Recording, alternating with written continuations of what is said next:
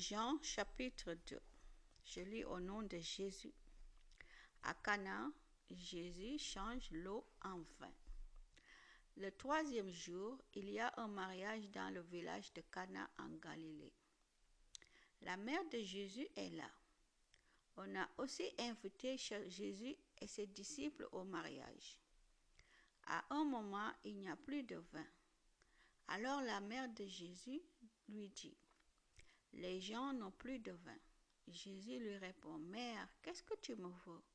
Ce n'est pas encore le moment pour moi. » La mère de Jésus dit au serviteur, « Faites tout ce qu'il vous dira. » Il y a là 6 grands récipients de pierre. Les Juifs se servent de l'eau pour qu'ils contiennent pour se rendre purs selon leurs coutumes. Dans chaque récipient, on peut mettre une centaine de litres.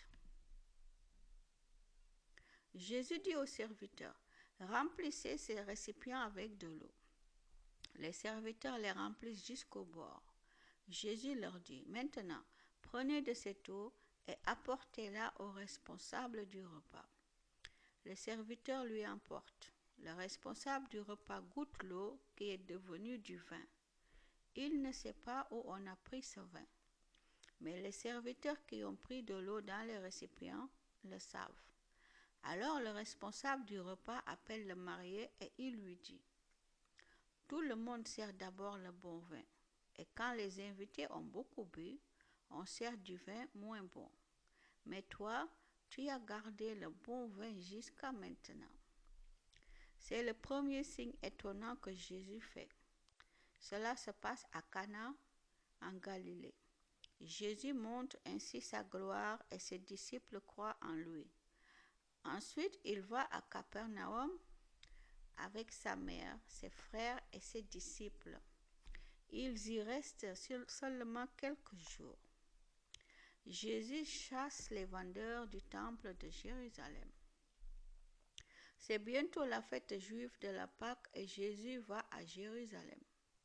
Dans le temple, il trouve des gens qui vendent des bœufs, des moutons et des colombes. Il trouve aussi des gens qui changent de l'argent. Ils sont installés à leur table. Alors Jésus fait un fouet avec des cordes. Il chasse du temple tous ces gens-là avec les moutons et les bœufs. Il jette par terre les pièces de ceux qui changent l'argent et il renverse leur table. Il dit aux marchands de colombes, « Enlevez cela d'ici. Ne faites pas de la maison de mon Père une maison de commerce. » Les disciples de Jésus se rappellent cette phrase des livres saints. « Seigneur, j'aime beaucoup ta maison. Cet amour me brûle comme un feu. » Alors, des chefs juifs disent à Jésus, « Fais un signe extraordinaire devant nous. Ainsi, tu nous prouveras que tu as le droit de faire cela. » Jésus leur répond, « Détruisez ce temple et en 3 jours, je le remettrai debout. » Ils lui disent, « On a mis 46 ans pour construire ce temple et toi, en 3 jours, tu vas le remettre debout. » Mais quand Jésus parlait du temple, il parlait de son corps.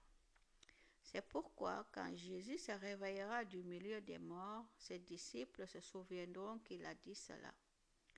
Alors ils croiront à ce que disent les livres saints et aux paroles de Jésus.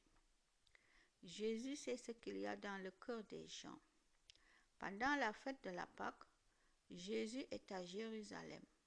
Quand les gens voient les signes étonnants qu'il fait, beaucoup croient en lui. Mais Jésus n'a pas confiance en eux parce qu'il les connaît tous.